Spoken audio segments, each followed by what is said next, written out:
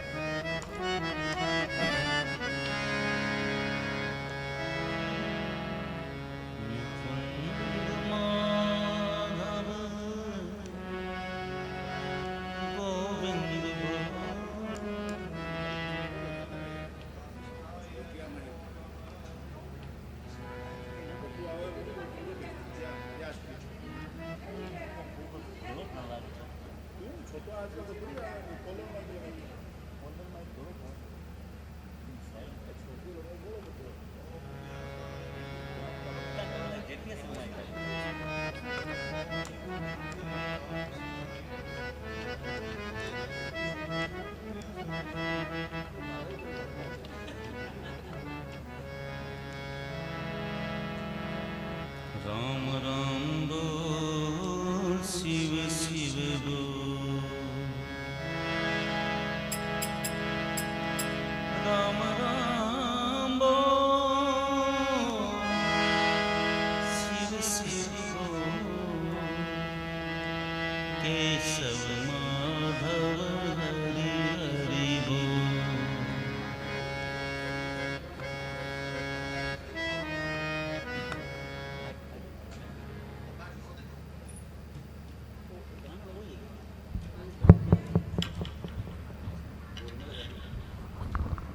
हरि ओम।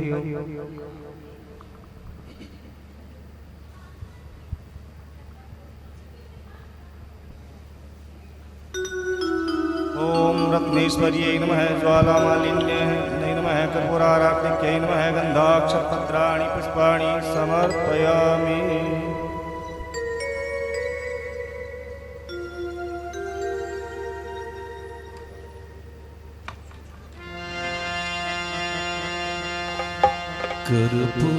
कर्पूरगौरं करुणावतारं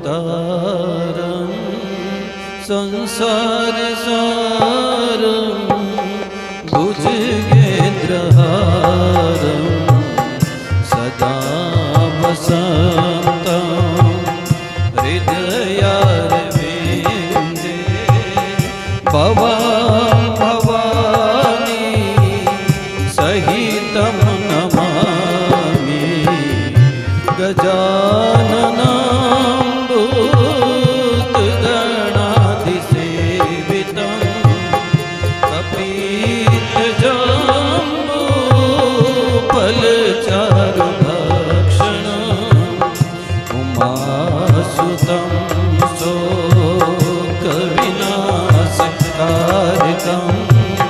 नमामि विघ्नेश्वरपादपङ्कजम्।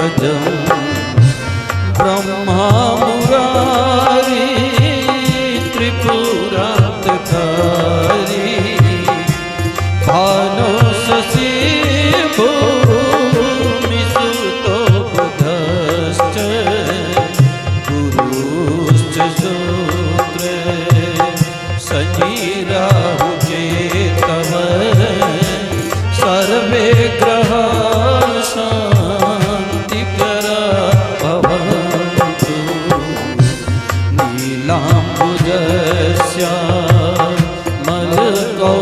नीलाम्बुजश्यामलकोमलाङ्गं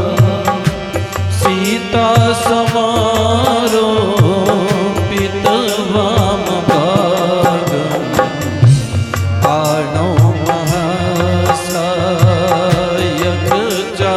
महासायकचारुचापं नमामि रामं रघुवंशनाथं मनोजवं मारुततुल्यवेगं जितेन्द्रियं बुद्धिमतां वरिष्ठं वातात्मजं वानरयुतमुख्यं श्रीरामदूतं शरणं प्रपद्ये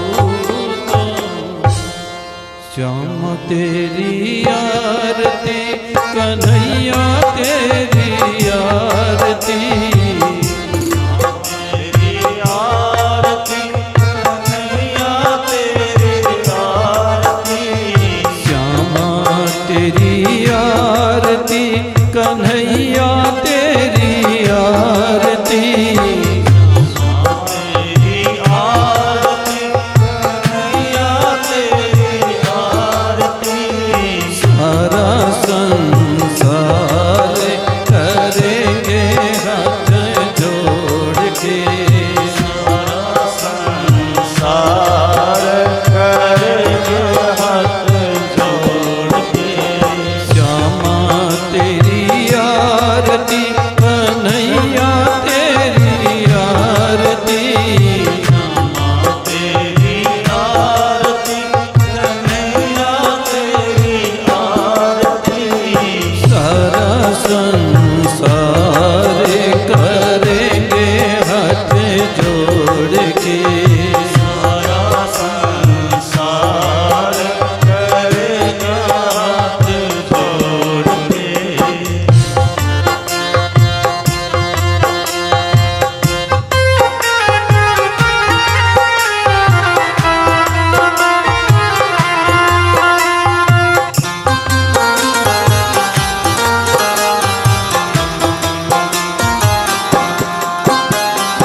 सिर पर सोना मुकुट विराजे पर सोना मुकुट विराजे गले वैजंती माला साजे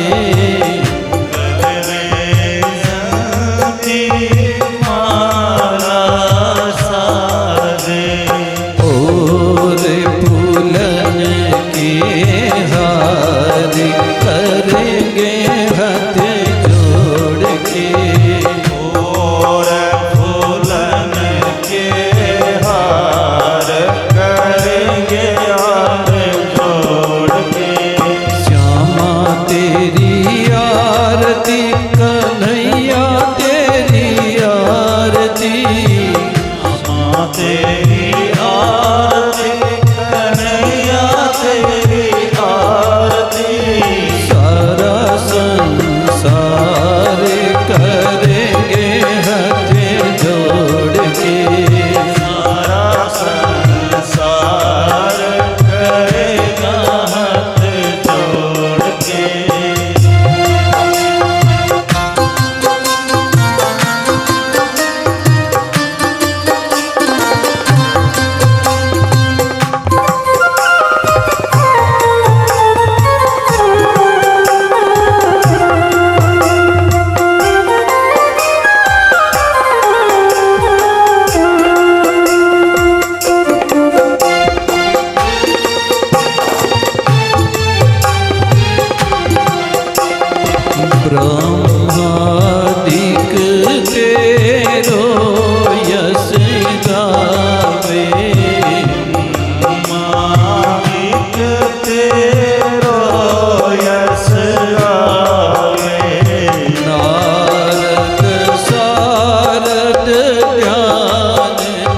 लगावे नारद सारद ध्यान लगावे और करेंगे जय जयकार करेंगे हाथ जोड़ के और करेंगे जय जयकार करेंगे हाथ जोड़ के श्यामा तेरी आरती कन्हैया तेरी आरती श्यामा तेरी आरती कन्हैया तेरी आरती सारा संसार करेंगे हाथ जोड़ के सारा संसार करेंगे हाथ जोड़ के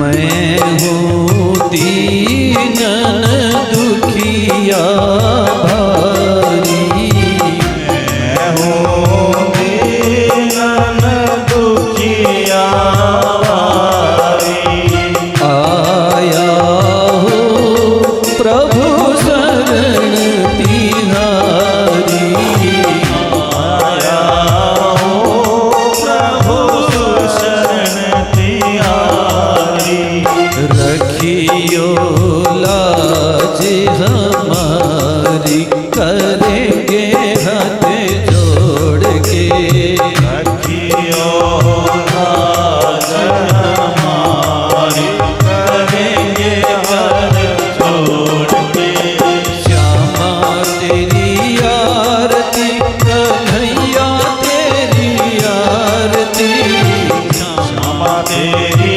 आरती कन्हैया तेरी आरती सारा संसार करेंगे हाथ जोड़ के सारा संसार करेंगे हाथ जोड़ के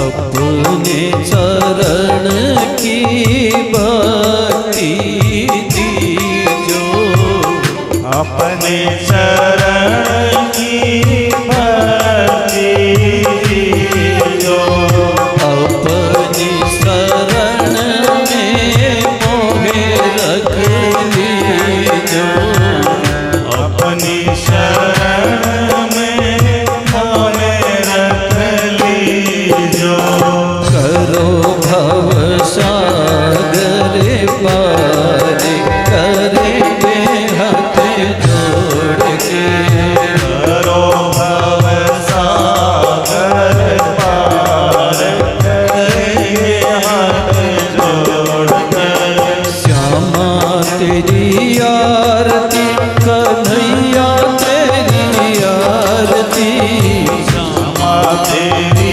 आरती कन्हैया तेरी आरती सारा संसार करेंगे हाथ जोड़ के सारा संसार करेंगे हाथ जोड़ के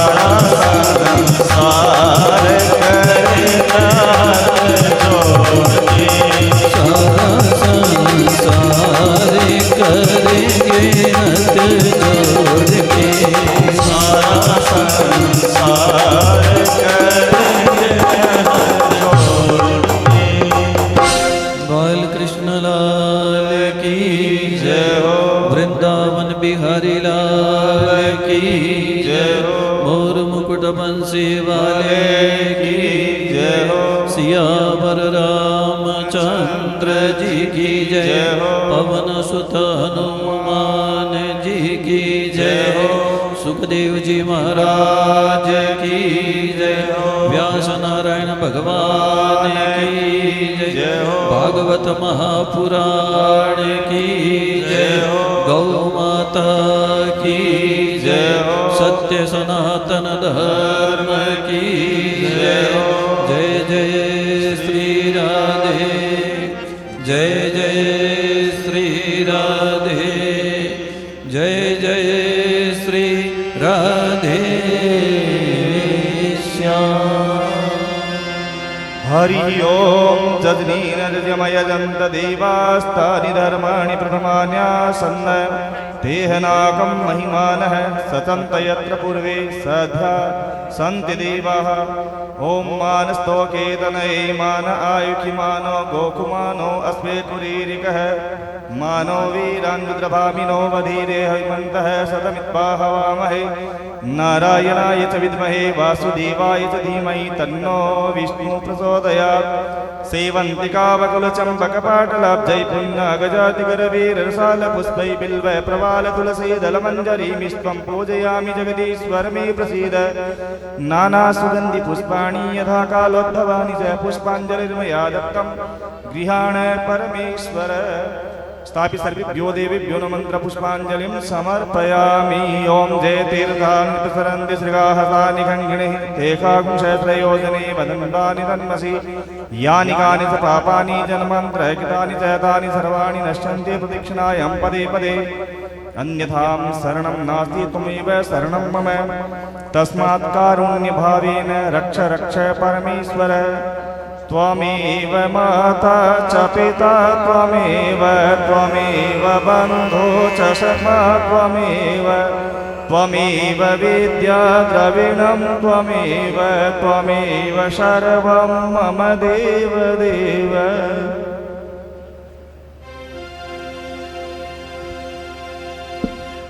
ॐ वक्रतुण्ड महाकाय कोटिसूर्य समप्रभ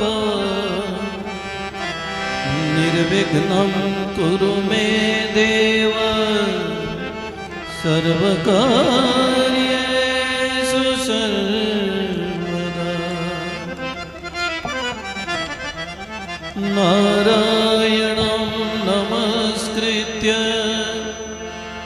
नरं चैव नरोत्तमं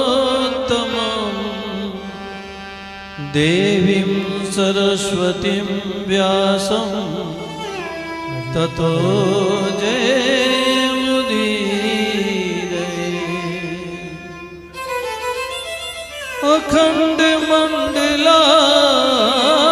अखण्डमण्डलाकारं व्याप्तं येन चराचरम् तत्पदं दर्शितं येन तस्मै श्री गुरुवे नमः। वासिनाथ वासुदेवस्य वासितं भुवनत्रयम् सर्वभूतनिवासोऽसि वासुदेव नमोऽस्तुते। वसुदेवसुतं देवं कंसचाणूरमर्दनं देवकी परमानन्दं कृष्णं वन्दे जगद्गुरुं।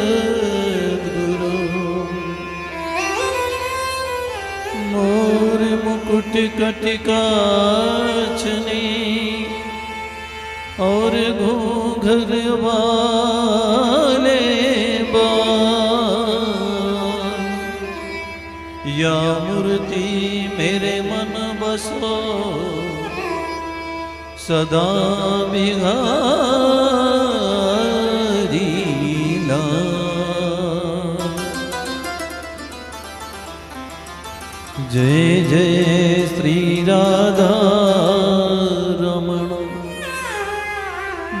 जय नवल किशोर,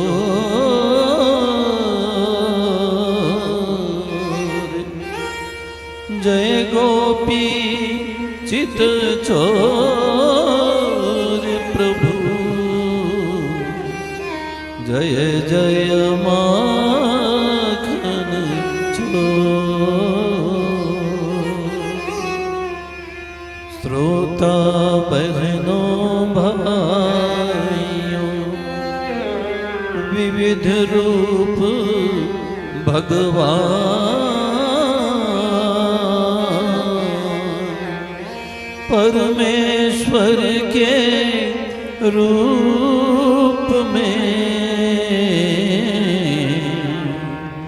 सबको करूं प्रणाम।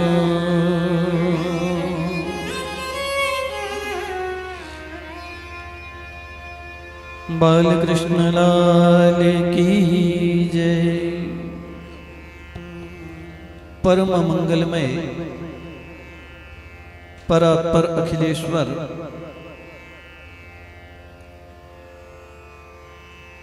अकारण करुणा वरुणालय भक्तवांछित कल्पतरु नंद नंदन श्याम सुंदर बालकृष्ण लाल जी की वांग्मयी प्रतिमूर्ति श्रीमद् भागवत महापुराण।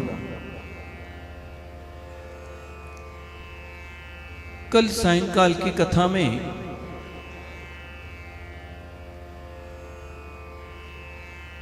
राजा परीक्षित के यहाँ पर आचार्य सुखदेव स्वामी का आगमन हुआ। परीक्षित ने कहा, गुरुजी मैं आपका समय व्यर्थ में नष्ट नहीं करना चाहता, मुझे तो बस इतना बता दीजिए कि 7 दिन में मरने वाले व्यक्ति को क्या करना चाहिए।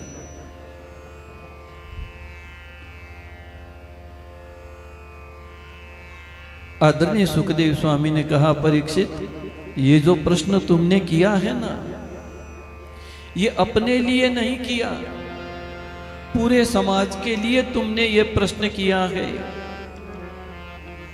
पूरे समाज के उद्धार के लिए ये प्रश्न तुमने किया है परीक्षित। देखो परीक्षित, सतयुग में एक व्यक्ति की उम्र 1 लाख वर्ष की हुआ करती थी। सतयुग के बाद में त्रेता युग में एक व्यक्ति की उम्र हो गई 10,000। 10,000 वर्ष पहले कोई मरता नहीं था। त्रेता युग के बाद में द्वापर युग आया तो 1 शून्य और हट गया, उम्र हो गई 1000 वर्ष।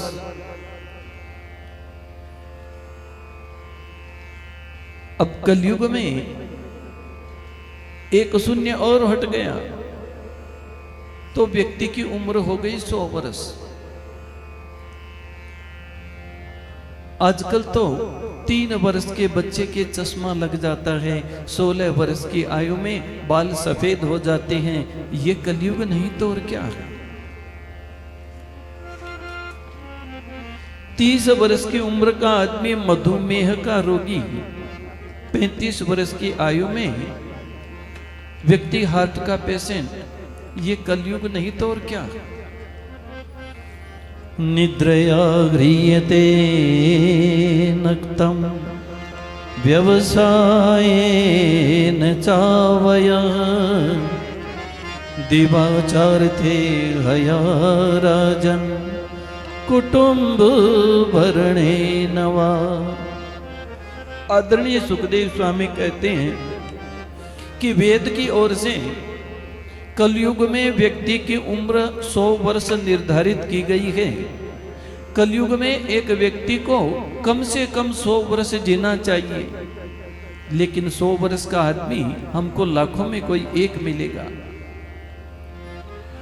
100 वर्ष में भी 50 वर्ष तो हमारे सोते सोते निकल जाते हैं। 12 घंटे का दिन, 12 घंटे की रात्रि, 24 घंटे में 12 घंटे हमने सोने में बिता दिए। अब 50 वर्ष में फिर 25 वर्ष स्त्री संग में निकल गया। 25 वर्ष और रहे, वो सांसारिक कार्यों में चला गया। ससुरारी पियारी भई जब ते। आदरणीय सुखदेव स्वामी कहते हैं, राजन, जल्दी मरने वाले व्यक्ति की मुक्ति का एक ही उपाय है। तस्मात् भारत सर्वात्मा भगवानीश्वरो हरि। श्रोतव्य कीर्तितव्यस्य स्मर्तव्यश्चेच्छता भयम्।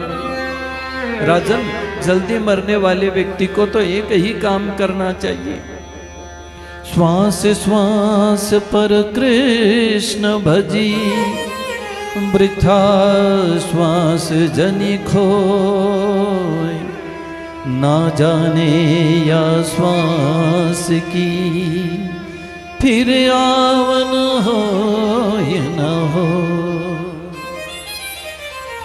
परीक्षित, जो श्वास निकल गया ना, वो लौट करके नहीं आएगा। प्रत्येक परिस्थिति में चलते फिरते, बैठते उठते, रोते हंसते, नाचते गाते, खाते पीते, हर समय हर स्थिति में गोविंद को याद करें। और गोविंद के साथ में जब अपना प्रेम अनंत हो जाएगा, तब क्या होगा? हर प्रेम जब अनंत हो गया, रोम रोम संत हो गया। प्रेम जब अनंत हो गया, रोम रोम संत हो गया।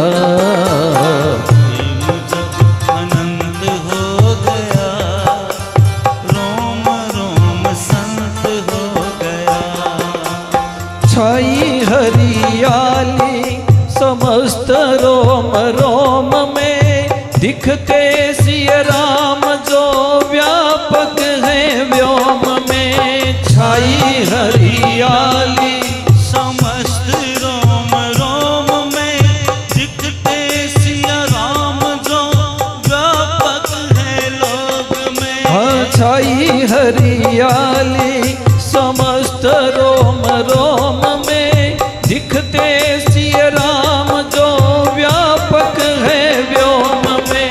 छाई हरियाली समस्त रोम रोम में, दिखते सिय राम जो व्यापक है रोम में। और शुष्क ही बसंत हो गया, रोम रोम संत हो गया। शुष्क ही संत हो गया, रोम रोम संत हो गया। हाँ, प्रेम जब अनंत हो गया, रोम रोम संत हो गया। प्रेम जब अनंत हो गया, रोम रोम संत हो गया।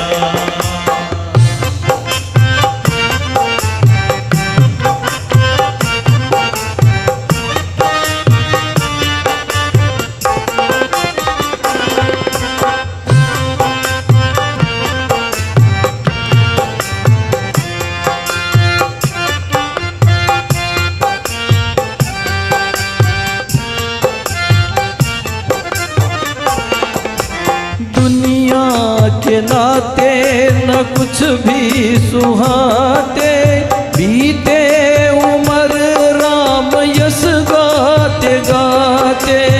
दुनिया के नाते ना कुछ भी सुहाते, बीते उमर राम यस गाते गाते। हाँ, दुनिया के नाते न कुछ भी सुहाते, बीते उमर राम यस गाते गाते।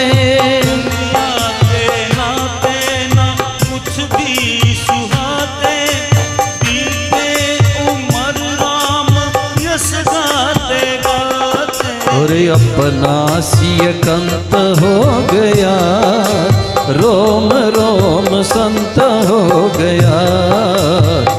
नासिय कंत हो गया, रोम रोम संत हो गया। जब प्रेम जब अनंत हो गया, रोम रोम संत हो गया, प्रेम जब अनंत हो गया, रोम रोम संत हो गया।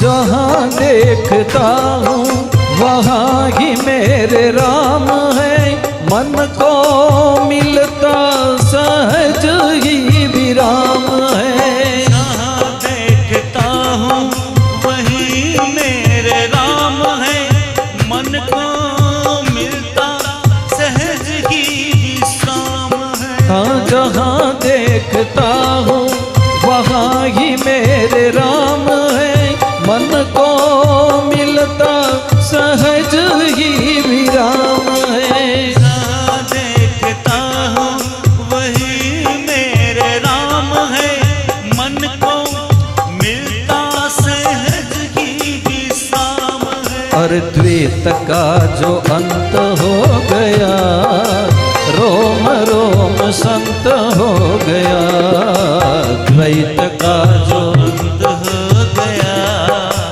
रोम रोम संत हो गया।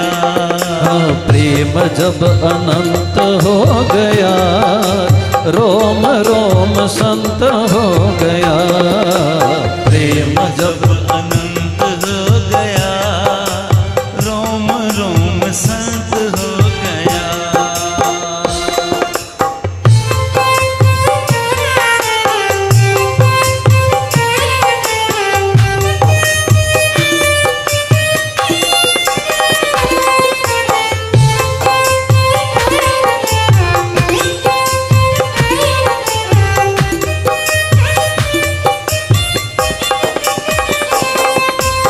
टूटी है आस अब झूठे जगत से, सिया अनुज को सुहाते सारे भगत से। टूटी है आस अब झूठे जगत से, सिया अनुज को सुहात भगत से। सदगुरु सुमंत हो गया, रोम रोम संत हो गया, सदगुरु सुमंत हो गया, रोम रोम संत हो हो गया, प्रेम जब अनंत हो गया, रोम रोम संत हो गया, प्रेम जब अनंत हो गया, रोम रोम संत हो गया।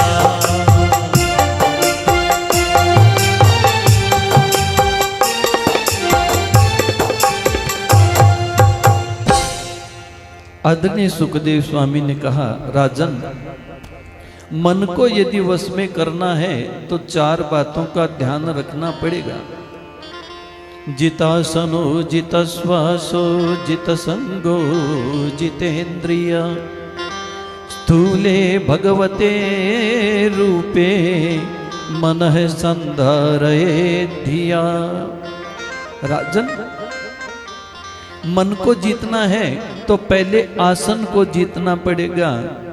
जितासन, इसका मतलब है कि आराम से एक आसन पर हम कितनी देर बैठ सकते हैं। एक आसन पर ज्यादा से ज्यादा देर बैठने को कहते हैं जितासन। आसन को जीतना। जितश्वासो, राजन, प्रातः जल्दी उठना चाहिए, स्नान आदि से निवृत्त होना चाहिए और फिर प्राणायाम करना चाहिए। जित जिताशनो जित श्वासो जित संगो जितेंद्रिय, और संग को जीतना चाहिए, उसके बाद इंद्रियों को जीतना चाहिए। आदरणीय सुखदेव स्वामी ने कहा, परीक्षित चिंतन को बढ़ाओ, चिंता को मिटाओ, क्योंकि चिंता तो जो है ना जी वो संसार की होती है, और चिंतन जो होता है वो परमात्मा का होता है। जब चार बातों को ध्यान में रख करके व्यक्ति चिंतन को बढ़ाएगा, ज्यादा से ज्यादा चिंतन प्रभु का करेगा, तो धीरे धीरे मन जो है वो परमात्मा में लग जाएगा, मन की चंचलता समाप्त हो जाएगी, देहाभ्यास की निवृत्ति हो जाएगी। और उसके बाद में सुखदेव जी ने परमात्मा का चिंतन किया, उनका दिव्य स्तवन किया। परीक्षित ने कहा, गुरुजी एक बात बतलाइए, भगवान सारी सृष्टि को बनाते कैसे हैं, और जो उपदेश आपने मुझे सुनाया है इसको आपने भागवत धर्म कहा है, तो इस भागवत धर्म का उपदेश सबसे पहले नारायण ने ब्रह्मा को किया कैसे? आदरणीय सुखदेव स्वामी ने कहा, राजन सारी सृष्टि में पहले कुछ नहीं था, ब्रह्मा थे। एक बार परब्रह्म के मन में विचार आया कि मैं एक से अनेक हो जाऊं, तो देखो पहले उस परब्रह्म ने जल का निर्माण किया, लेकिन नारायण ने सोचा कि मैं तो अकेला हूं, एक से अधिक हो जाता तो अच्छा होता। तो नारायण की नाभि से एक कमल का फूल निकला, कमल के फूल के ऊपर चार मुख वाले ब्रह्मा का प्राकट्य हुआ। ब्रह्मा जी के चार मुख हैं, इसलिए ब्रह्मा जी को चारों तरफ देखने के लिए इधर उधर मुंह घुमाने की जरूरत नहीं पड़ती।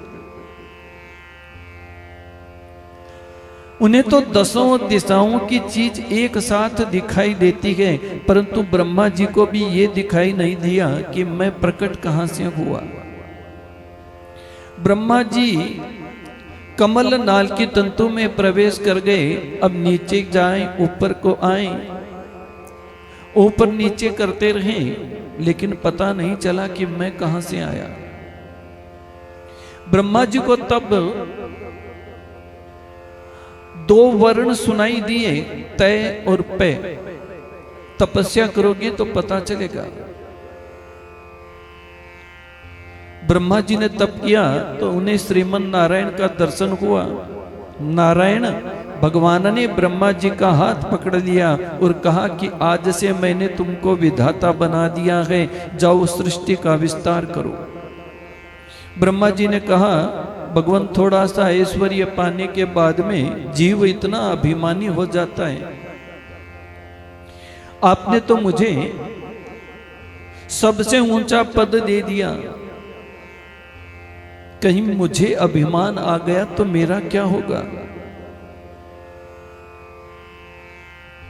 परमात्मा नारायण ने कहा, तुमको अभिमान नहीं होगा। प्रभु ने 4 मंत्रों में ब्रह्मा जी को सारी भागवत का उपदेश दिया। परमात्मा श्री नारायण कहते हैं ब्रह्मा से कि सारी सृष्टि को बनाने के बाद में मैं ही रहता हूं, सृष्टि के बिगड़ने के बाद में जो बचता है वो भी मैं ही हूं। जैसे हमने एक डली सोने की ली और उसके अलग अलग गहने बनाए, अंगूठी बनाई, हार बनाया, तो नाम तो बदल गया, है तो सोना लेकिन एक अंगूठी बन गई, एक हार बन गया। कुछ दिन बाद में हमने उस अंगूठी हार को सबको कूट काट करके एक डली बना दी, तो वो फिर से सोना हो गया। सोना तो था ही, नाम बदला है, और फिर अंत में फिर से वो स्वर्ण ही हो गया। यथा महांत भूतानि भूतेषु चावचेष्वनो प्रविष्टान्य प्रविष्टानि तथा ते सुनते स्वहम। कहते हैं पृथ्वी जल तेज वायु आकाश 5 तत्वों से दुनिया बनती है। चींटी भी 5 तत्वों से बनती है, हाथी भी 5 तत्वों से बनता है। लेकिन ये 5 तत्व हमारे शरीर के भीतर भी हैं और बाहर भी हैं। ऐसे ही श्रीमन नारायण ने कहा कि मैं ब्रह्मांड में रह करके, इस दुनिया में रह करके दुनिया से अलग हूं, अलग रह करके भी इस पूरी दुनिया में मैं व्याप्त हूं। आत्मा के तत्वों को समझने वाले जिज्ञासुओं के लिए इतना ही पर्याप्त है। आपको एक बात मैं बताऊं, भागवत का 4 अर्थ होता है। भगवान का जो हो जाए उसको भी भागवत बोलते हैं। भगवान के प्रियजनों का नाम भी भागवत, और भगवान से जिनका संबंध जुड़ जाए उनको भी भागवत कहते हैं। आदरणीय सुखदेव स्वामी ने कहा, एक बात बताओ परीक्षित, भगवान जल्दी किनको मिलते हैं? परीक्षित बोले, गुरुजी भगवान जल्दी उनको मिलते होंगे जो दिन में 5 बार स्नान करता है। बोले ऐसा नहीं है। यदि 5 बार नहाने से भगवान मिलते ना, तो जिन कोल भीलों को राम जी ने गले लगाया, वे कोल भील तो 6-6 महीने नहीं नहाते थे, तो फिर उनको प्रभु कैसे मिले? भगवान ये नहीं देखते परीक्षित कि आप कितनी बार स्नान करते हो। तो बोले, गुरुजी भगवान उम्र देखते होंगे, कोई 108 वर्ष का हो जाए उसको भगवान मिलते होंगे। बोले ऐसा नहीं है।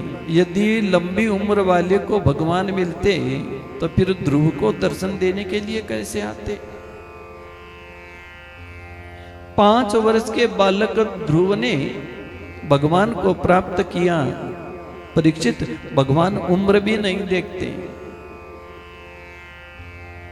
तो बोले, गुरु जी भगवान फिर उनको जल्दी मिलते होंगे जो ज्यादा पढ़ा लिखा हो, कई कई डिग्रियां जिसके पास में हो। आदरणीय सुखदेव स्वामी ने कहा, परीक्षित बताओ वो गजेंद्र कौन सी कॉलेज में पढ़ करके आया था, कितना पढ़ा हुआ था? यदि पढ़ो लिखों को परमात्मा पहले मिलते तो फिर उस हाथी को कैसे मिलते? गजराज ने गोविंद का नाम पुकारा,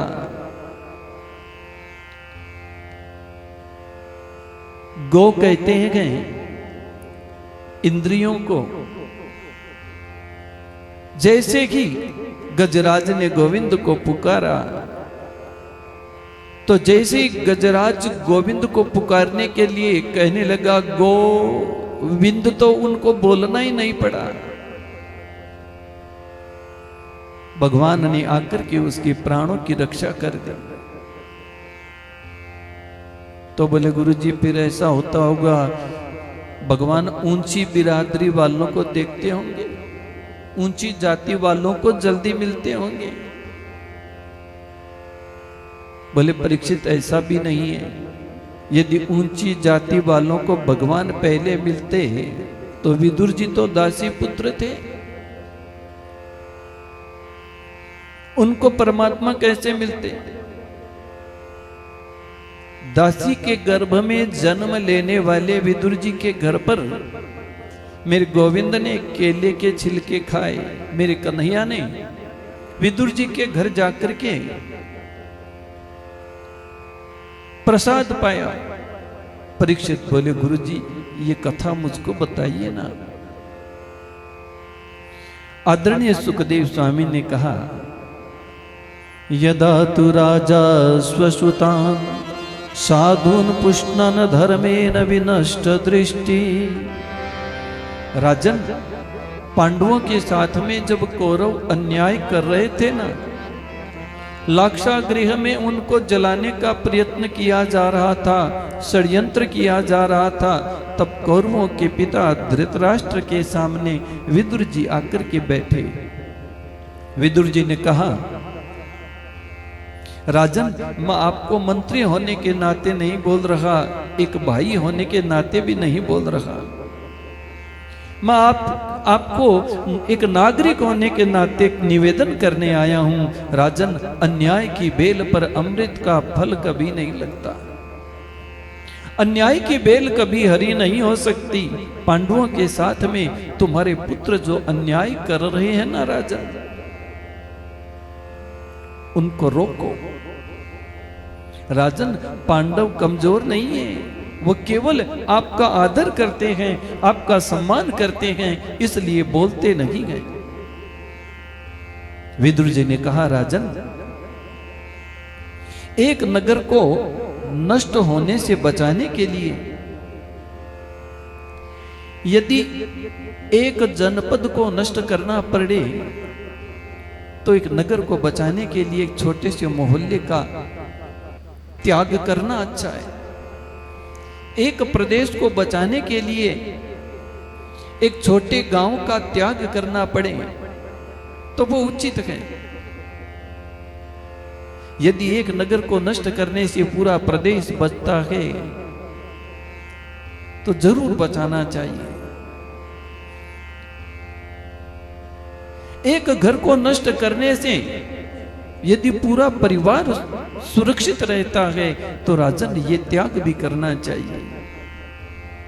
खानदान में एक व्यक्ति का त्याग कर देने से यदि पूरा खानदान बचता है तो राजन नीति कहती है कि उस व्यक्ति को छोड़ देना चाहिए।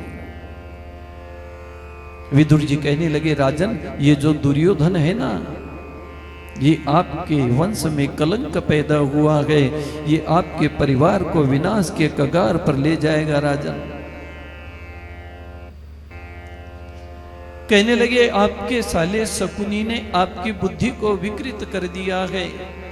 राजन, बाहर की आंखें तो पहले आपके थी ही नहीं, और जो अंदर की आंखें हैं ना, उसको भी शकुनी ने नष्ट कर दिया। दुर्योधन की बात मत मानो राजन, पांडवों को लाक्षागृह में जलने से बचाओ। उनके साथ में जो अन्याय हो रहा है ना, उस अन्याय को रोको राजन। ये सब बातें विदुर जी धृतराष्ट्र से बोल रहे थे कि दुर्योधन ने महल में प्रवेश किया, और जैसे ही सुना तो बोले, अरे क्यों दासी पुत्र, अरे मेरी कृपा से तुमको मंत्री पद मिला और मेरे ही विरुद्ध मेरे ही पिता को भड़का रखे हो, निकल जाओ यहां से। आज के बाद में यदि महल में मैंने तुमको देखा तो अच्छा नहीं रहेगा। महात्मा विदुर ने कहा, बेटा, तुम्हें कष्ट देने का मेरा कोई प्रयोजन नहीं था पुत्र, तुमको बुरा लगा, इसका मुझको खेद है। विदुर जी ने अपने मंत्री पद को त्याग दिया। परमात्मा के चरणों में जिनकी अनन्य श्रद्धा है, अपनी पत्नी को लेकर के विदुर जी वन को चले गए। कदली के वन में एक सुंदर पर्णकुटी बनाई और पत्नी के साथ में उस पर्णकुटी में वास करते रहे। ओम नमो भगवते वासुदेवाय का जप करने लगे। लेकिन आज विदुर जी मुस्कुराते हुए अपनी पत्नी के पास आए। 12 वर्षों तक जिन्होंने अन्न नहीं खाया, केवल फलाहार करके रहते, अपनी पत्नी के पास में आकर के विदुर जी बोले, सुनती हो देवी, आज हस्तिनापुर क्यों सज रहा है पता है? कितनी सजावट हो रही है नगरी की। आज तो हस्तिनापुर नगरी दुल्हन की तरह सज रही है, पता है क्यों? विदुरानी बोली, क्यों? क्योंकि आज मेरे द्वारिकाधीश रथ यात्रा लेकर के आने वाले हैं। द्वारिकाधीश श्री कृष्ण आज रथ यात्रा में आ रहे हैं। मेरा प्रभु शांति दूत बन करके। ऐसा सुन करके विदुरानी तो गदगद हो गई और बोली, ये तो बड़े आनंद की बात है। हमारे नगर में द्वारिकाधीश आ रहे हैं। फिर बोली, लेकिन आजकल आपका मंत्री पद तो है नहीं, आप मंत्री तो है नहीं, और इस भीड़ में आप श्री कृष्ण के दर्शन कैसे करेंगे?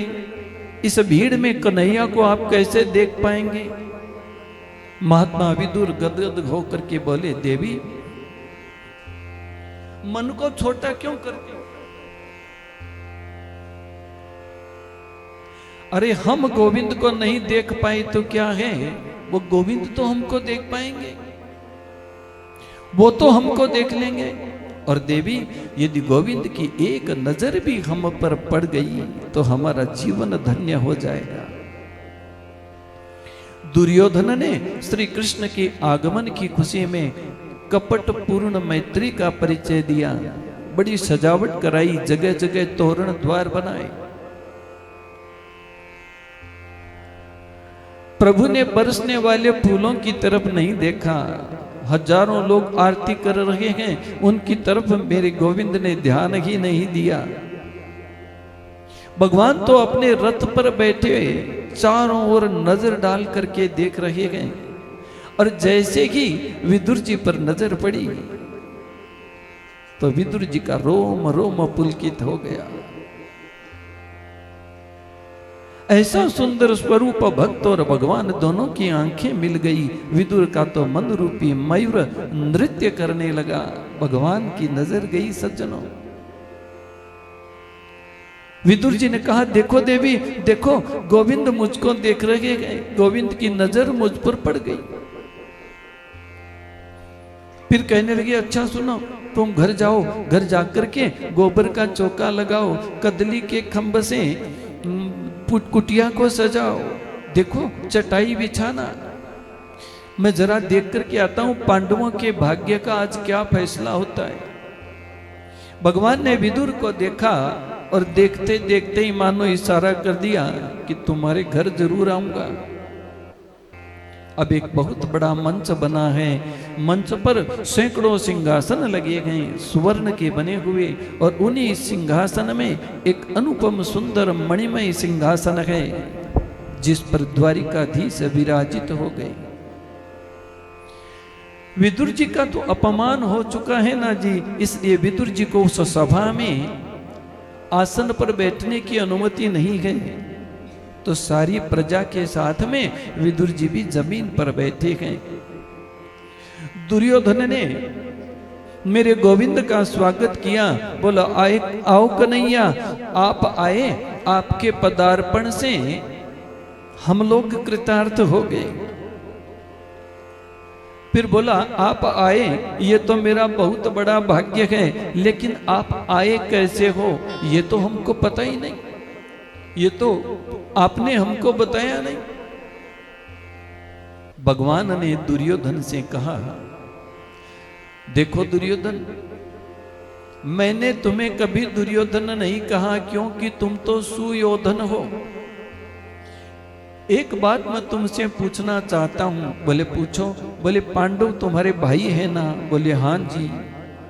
तुम्हारे खास काका के बेटे हैं ना? बोले हाँ जी। तो बोले तुम्हारे भाई हुए ना? बोले हाँ जी।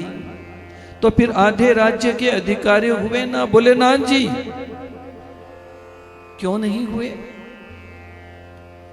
देखो, यदि नैतिक पद्धति से तुम देखो तो पांडवों को आधा राज्य मिलना चाहिए, लेकिन मैं तुमको पांडवों को आधा राज्य देने के लिए नहीं बोल रहा, केवल 5 गांव देने के लिए कहता हूं। 5 गांव से ही मैं उनको प्रसन्न करने का प्रयत्न करूंगा, यही तुमसे मेरा निवेदन है। दुर्योधन तो तर्क करके खड़ा हो गया। भीष्म पितामह, द्रोणाचार्य, कृपाचार्य, धृतराष्ट्र सब बैठे हैं। दुर्योधन ने कहा, सुच्यग्रे नैव दास्यामि बिना युद्धे न केशव। अरे कन्हैया, आप तो 5 गांव के बोलते हो, मैं सुई की नोक जितनी जमीन भी बिना युद्ध के नहीं देने वाला। भगवान ने कहा, दुर्योधन अभी तुमने युद्ध की विभीषिका नहीं देखी, अभी तुमने युद्ध को नानी की कहानी में सुना होगा, बाल्यावस्था में पुस्तकों में पढ़ा होगा। अरे हजारों स्त्रियां विधवा हो जाएंगी, लाखों बच्चे अनाथ हो जाएंगे। दुर्योधन, एक शांति दूत के साथ में तुमको कैसा व्यवहार करना चाहिए, तुम्हें इतना ही सहूर नहीं। धृतराष्ट्र ने दुर्योधन का हाथ दबाया। अरे ऐसे कैसे बोल रहा है? दुर्योधन ने तुरंत हाथ जोड़ करके कहा, क्षमा करना कन्हैया, मैं तो बचपन से ही उदंड हूं, पता नहीं मुंह से क्या निकल गया, और मुंह से निकल जाता है तो पश्चाताप भी करता हूं। खैर जाने दीजिए, ये राजनीति की बात बाद में करेंगे, ये राजपाट की बातें बाद में होगी। पहले भोजन तो करिए, अंदर पधारिए। मेरी माता गांधारी ने आपके लिए 56 प्रकार के व्यंजन बनाए हैं। तो मेरे गोविंद ने मुस्कुरा करके कहा, देखो दुर्योधन, भोजन केवल 2 ही परिस्थितियों में किया जा सकता है। या तो भोजन कराने वाले के मन में श्रद्धा हो, या फिर भोजन करने वाला भूख से पीड़ित हो। तुम्हारे मन में मेरे प्रति कोई श्रद्धा नहीं है और मेरे पेट में भूख नहीं है, इसलिए भोजन करने का तो कोई प्रश्न ही नहीं उठता। और आज तो मैं वैसे ही आपके यहां पर भोजन नहीं कर सकता। क्यों नहीं कर सकते? बोले क्योंकि आज तो श्रीमान विदुर जी ने भोजन का निमंत्रण मुझको दिया है। विदुर जी बैठे सभा में, बोले महाराज मैंने आपको कब दिया निमंत्रण? भगवान ने मानो हाथ से इशारा कर दिया, बोले तुम चुपचाप बैठो, हम जो कहते हैं ठीक ही कहते हैं। विदुर जी तो सभा छोड़ करके दौड़ पड़े। सोचा क्या भरोसा कन्हैया का, सीधे मेरे घर आ जाए, अरे कुछ तो व्यवस्था होनी चाहिए। अब विदुर जी बाजार गई, वहां से माखन खरीदा, मिश्री खरीदी, खोए के लड्डू। गोविंद आ रहे हैं तो कुछ न कुछ व्यवस्था तो होनी चाहिए। घर में मेरे खाने का कुछ ठिकाना नहीं, तो गोविंद को क्या खिलाऊंगा?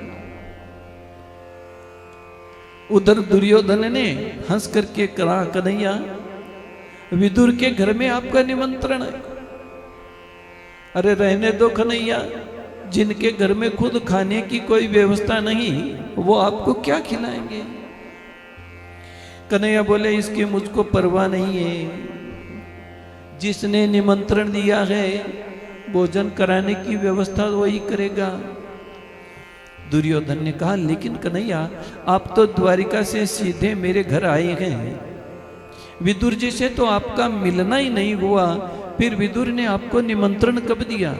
भगवान बोले द्वारिका में विदुर जी का पत्र आया था, लिखा था हस्तिनापुर आओ तो सबसे पहला भोजन मेरे घर का करना।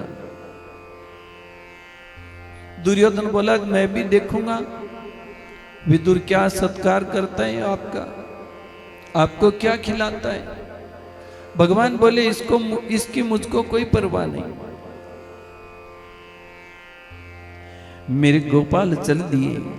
एक बात का ध्यान दें, जैसे हम लोग मंदिर जाते हैं ना जी, तो जूते चप्पल बाहर खोल करके फिर मंदिर जाते हैं।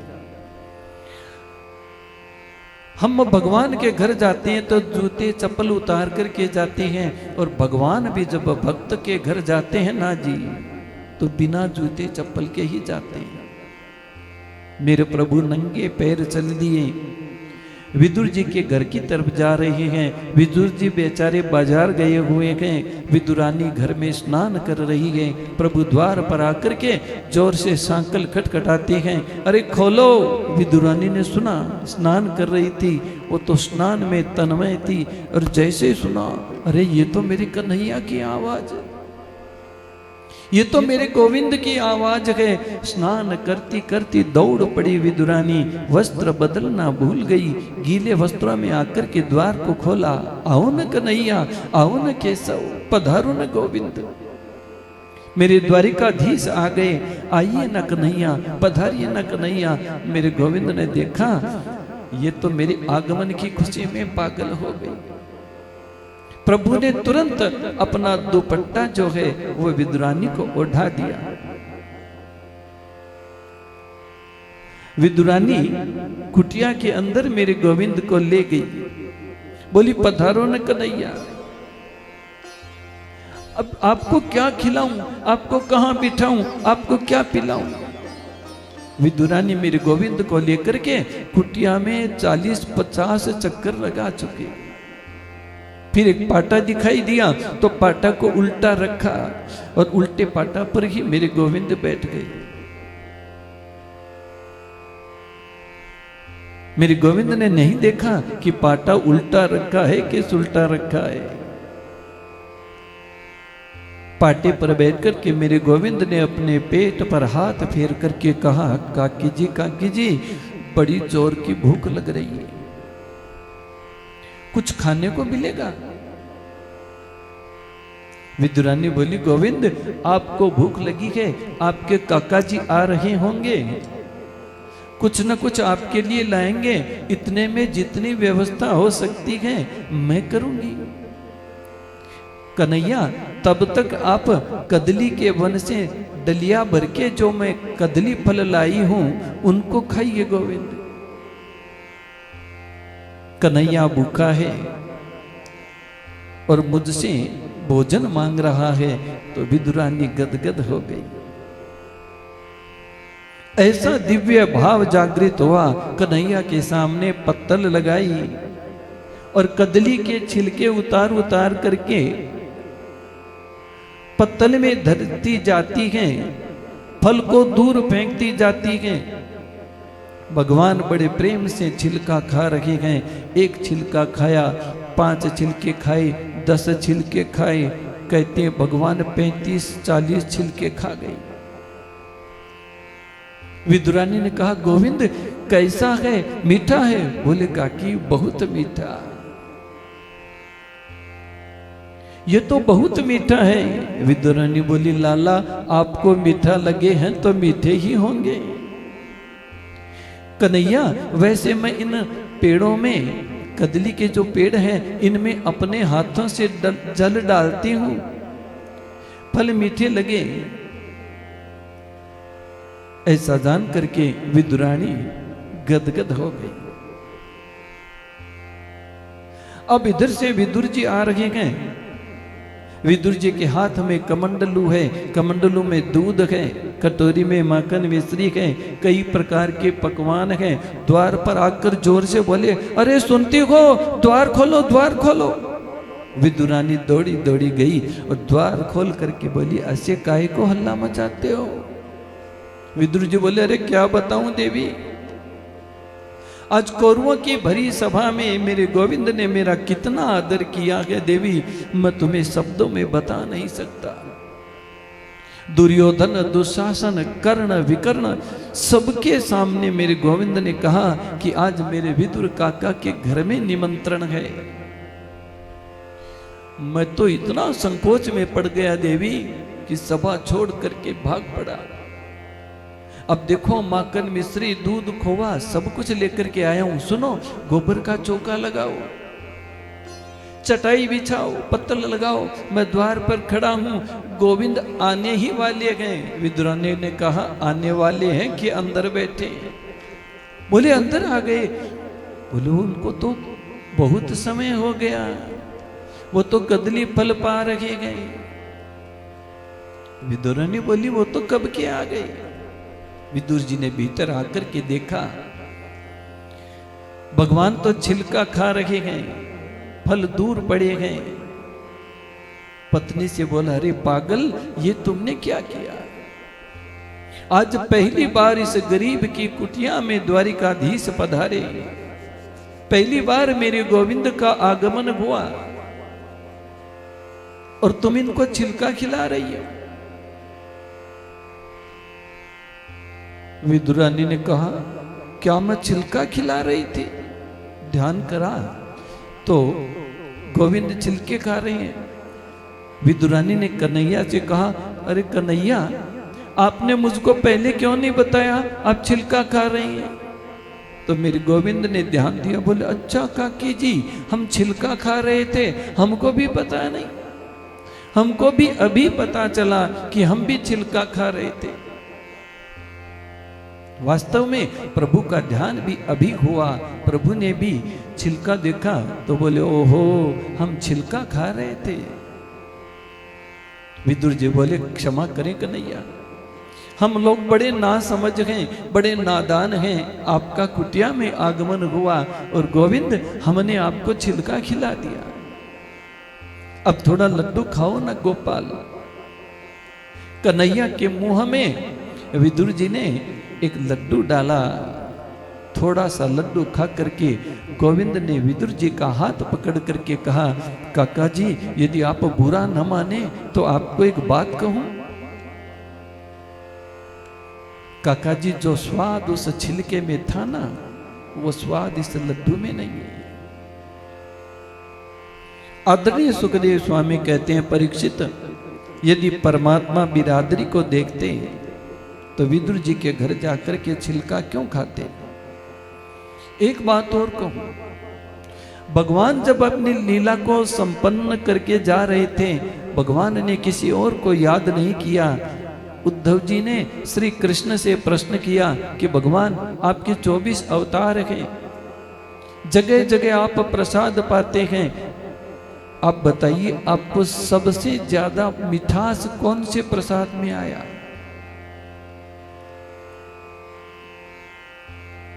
मेरे परमात्मा ने कहा, एक तो सबरी के घर में जब मैंने बेर खाए थे,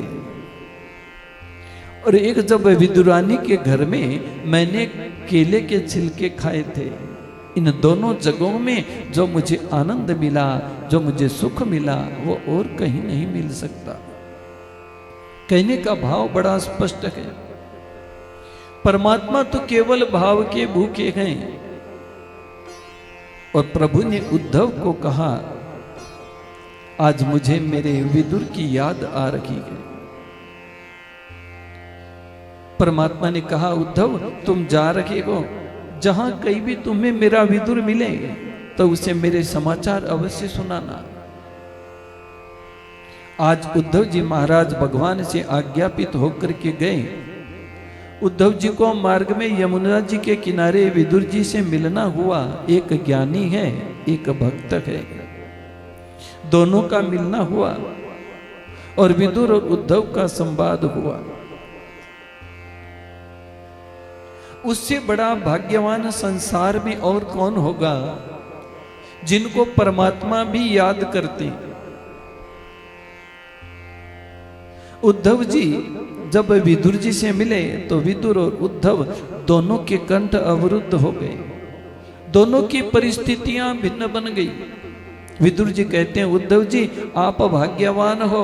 उद्धव जी कहते हैं, विदुर जी आप भाग्यवान हो। उद्धव ने कृष्ण की बाल लीलाएं, कृष्ण का दिव्य किशोर चरित्र विदुर जी को कह सुनाया और सुनकर के विदुर जी उत्कंठित हो गए। कुछ जानने के लिए महात्मा उद्धव ने कहा, हरिद्वार में एक संत रहते हैं, नाम है मैत्रेय मुनि। मैत्रेय मुनि ब्राह्मण है और विदुर जी है दासी पुत्र, लेकिन जाति पाति पूछे नहीं कोई, हरि को भजे सो हरि को होई। परमात्मा से जिनका संबंध जुड़ जाता है ना जी, फिर वहां पर जाति बिरादरी नहीं होती। जो हरि का भजन करे बस वो हरि का हो गया। मैत्रेय मुनि ने दौड़ करके विदुर को अंक में भर लिया। आदरणीय सुखदेव स्वामी कहते हैं, राजन, मैत्रेय मुनि बोले कि आज इस गरीब की कुटिया पर आप जैसे परम संत का आगमन कैसे हुआ? तो विदुर जी ने कहा, भगवान, मैं शास्त्रों में शंका नहीं करता, शास्त्रों के प्रति कुतर्क नहीं करना चाहिए, कुतर्क करना अपराध है, किंतु जानकारी के लिए जिज्ञासा करना कोई अपराध नहीं है। मैं जानना चाहता हूं कि सारी सृष्टि को परमात्मा क्यों बनाता है, फिर इस सृष्टि में कोई दुखी क्यों है, कोई सुखी क्यों है, फिर किसी भक्त को बचाने के लिए परमात्मा कई बार अवतार लेकर के आते क्यों हैं। उन भक्तों में अनेकों प्रकार के भक्त हैं और उन अवतारों में कोई नृसिंह अवतार होता है, कभी वामन अवतार होता है। भगवान ने, मैंने तो सुना है कि शूकर का रूप भी ले लिया, वराह भी बन गई। मैत्रेय मुनि ने सृष्टि के प्रसंग को विस्तार से कहा और अंत में विदुर जी से बोले कि संसार में जो कुछ परिलक्षित होता है ना, जो कुछ भी संसार में दिखाई देता है वो परमात्मा की क्रीड़ा भूमि है। यहाँ वो कई कई प्रकार की लीलाएं करता है। और दूसरी बात, कोई दुखी क्यों, कोई सुखी क्यों, परमात्मा किसी को दुख नहीं देता, तो परमात्मा किसी को सुख भी नहीं देता। ये संसार में जो कुछ हम भोगते हैं अपने कर्म और प्रारब्ध के अनुसार भोगते हैं। पहले क्या हम कर चुके इसकी चिंता मत करो, आगे हमें क्या करना है उसके बारे में विचार मत करो। केवल वर्तमान मेरा व्यर्थ न चला जाए, केवल इसका प्रयत्न करो। वर्तमान को जिसने सुधार लिया है ना जी, फिर उनका भूतकाल भी श्रेष्ठ होगा, उनका भविष्य काल भी श्रेष्ठ होगा, उनका भविष्य भी निर्मल बनेगा। इसलिए हम लोग क्या करते हैं, वर्तमान को बिगाड़ देते हैं। और वर्तमान को यदि हम बिगाड़ देते हैं तो हमारा भूतकाल भी बिगड़ जाएगा, भविष्य भी बिगड़ जाएगा। और अब तो बिगड़ने के अनेक साधन बन गए। आदरणीय सुखदेव स्वामी ने कहा, परीक्षित तीसरी बार तुमने पूछा कि व्यक्ति को बचाने के लिए परमात्मा अवतार क्यों लेता है। वेद के अनुसार जो व्यक्ति कर्म कर रहा है, वेद के अनुसार जो व्यक्ति सत्कर्म कर रहा है,